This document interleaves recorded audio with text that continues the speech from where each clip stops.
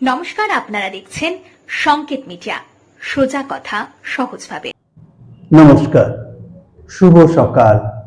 আজ ঈশ্বর কথার ৩২তম পর্বে শ্রী শ্রী মায়ের কথা। জননী শারদাং দেবী রামকৃষ্ণম জগৎগুরুম পাদপদ্মে ত্রয়সিতা প্রণমামি মুহুর্মুহু। সরজুবালা দেবী লেখা কথা আমরা পড়ছিলাম। এই বই ওনার লেখায় এটা দীর্ঘায়িত, খুব সুন্দরভাবে পুঙ্খানুপুঙ্খভাবে লিখে গেছে, বিশ্লেষণে যায়নি। মাকে উনি যেভাবে দেখেছেন। গত 11 ফাল্গুন মা পিত্রালয়ে গিয়েছিলেন। 1320 বঙ্গাব্দের আশ্বিন মাসে পূজার পূর্বে কলকাতা ফিরেছেন। একদিন বৈকালে গিয়ে দেখি একটি স্ত্রীলোক তার পদতলে কাঁদছেন। কেন? দীক্ষার জন্যে। শ্রী শ্রী মা চৌকির উপর বসে আছেন। মা সম্পূর্ণ অসম্মত। বলছেন, আমি তো তোমাকে পূর্বেই বারণ করেছি, কেন এলে? আমার শরীর ভালো নয়, এখন হবে না। সে যতই বলছে, মা আরো বিরক্তি প্রকাশ করছেন। তোমাদের আর কি, তোমরা তো মন্ত্রটি নিয়ে গেলে। তারপর মেয়েটি তবুও নাছোড়। উপস্থিত সকলেই বিরক্ত হয়ে উঠলেন। শেষে মা বললেন, পরে এসো। তখন স্ত্রী লোকটি বললে, তবে আপনার কোনো ভক্ত ছেলেকে বলে দিন। মা বললেন, তারা যদি না শোনে? মেয়েটি বললেন, সে কি, আপনার কথা শুনবে না? মা, এক্ষেত্রে নাও শুনতে পারে। তারপর কিছুতেই না ছাড়াতে মা বললেন, আচ্ছা, খোকাকে বলে দেব, অর্থাৎ স্বামী সুবোধানন্দকে। সে দেবে। তবুও মেয়েটি বলতে লাগলেন, আপনি দিলেই ভালো হয়, আপনি ইচ্ছা করলেই পারেন। এই বলে 10 টাকার একখানি নোট বের করে বললেন, এই নিন টাকা, যা লাগে আনিয়ে নেবেন। ওইরূপ টাকা দিবার প্রস্তাবে আমাদের লজ্জা করতে লাগলো, রাগও হলো।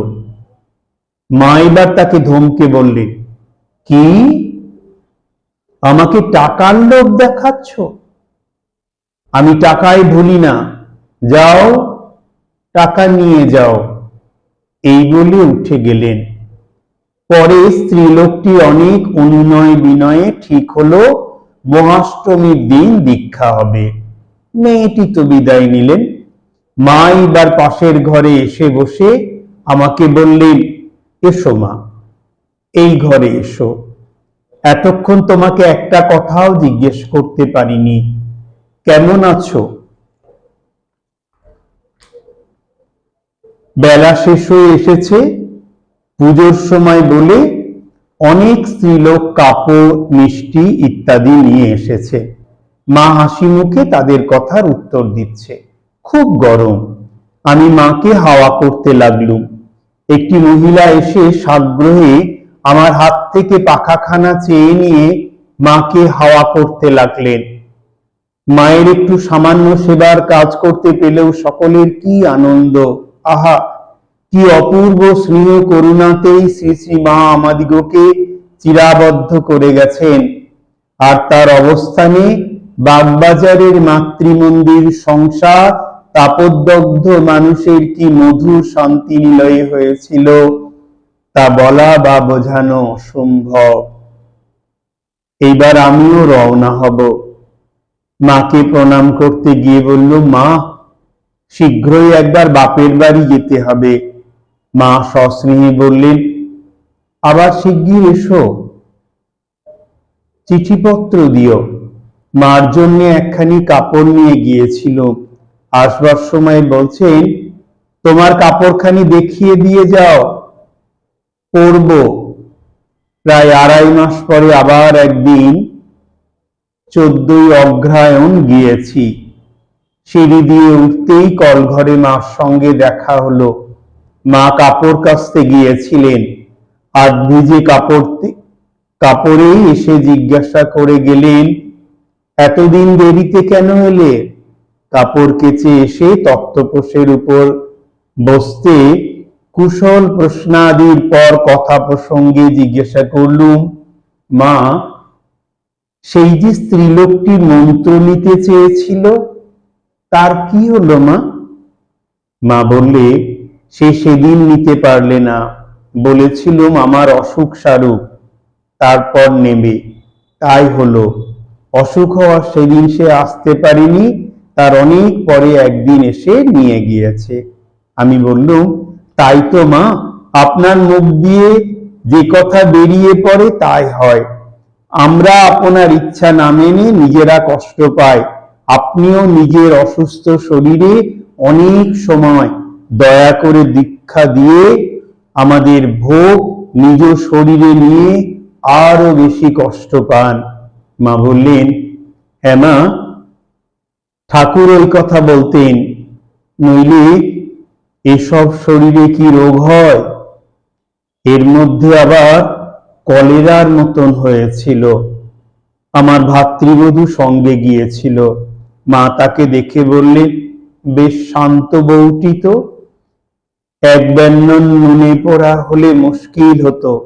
অর্থাৎ আমার ভাতৃবধূ একটি মাত্র, সে ভালো না হলে তাকে নিয়ে সংসারে থাকা কষ্টকর হতো। 1320 বঙ্গাব্দ মাঘ মাস। একদিন সকালে গিয়েছি। বাগান থেকে অনেকগুলি ফুল তুলে নিয়ে গিয়েছিল। মায়ের নিকট উহা দিতে মহা আনন্দিত হয়ে ঠাকুরকে সাজাতে লাগলেন।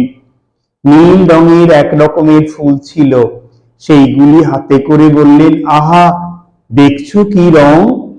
দক্ষিণেশ্বরে আশা বলে একটি মেয়ে একদিন বাগানে কালো কালো পাতা একটি গাছ থেকে সুন্দর একটি লাল ফুল তুলে হাতে নিয়ে খালি বলতে লাগলো, এমন লাল ফুল, তার আবার এমন কালো পাতা, ঠাকুর তোমার এ কি সৃষ্টি? এই বলে আর হাওয়াও করে কাঁদে। ঠাকুর তাই দেখে তাকে বলছেন, তোর হলো কি গো, এত কাঁদছিস কেন? সে আর কিছু বলতে পারে না, খালি কাঁদে। তখন ঠাকুর তাকে অনেক কথা বলে বুঝিয়ে ঠান্ডা করেন। আহা, এই ফুলগুলি কেমন নীল রং দেখো, ফুল না হলে কি ঠাকুর মানায়? এই বলে মা অঞ্জলি অঞ্জলি ফুল নিয়ে ঠাকুরকে দিতে লাগলেন। প্রথমবার দেবার সময় কয়েকটি ফুল সহসা তার নিজের পায়ে পড়ে গেল দেখে বললেন, ওমা, আগেই আমার পায়ে পড়ে গেল। আমি বললুম, তা বেশ হয়েছে।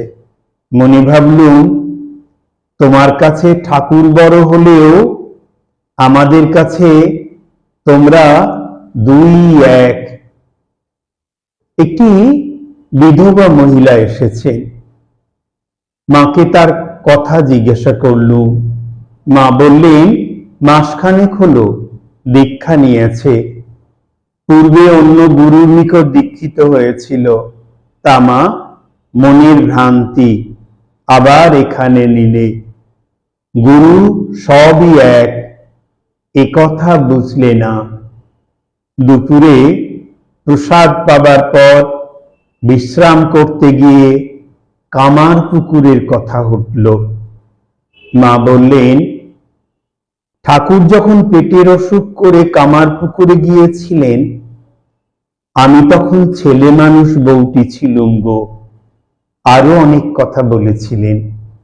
কি বলেছিলেন সে কথা পরে ঈশ্বর কথায় শ্রী শ্রী মায়ের কথা যখন পাঠ করব তখন পড়ব। আজ এই পর্যন্তই। আগামী ঈশ্বর কথার 33তম পর্বে কথামৃত থেকে পাঠ। সকলের উপরে শ্রী শ্রী মায়ের আশীর্বাদ অহরহ বর্ষিত হোক। এই প্রার্থনা করে শেষ করছি। নমস্কার। Subscribe our channel. Press the bell icon.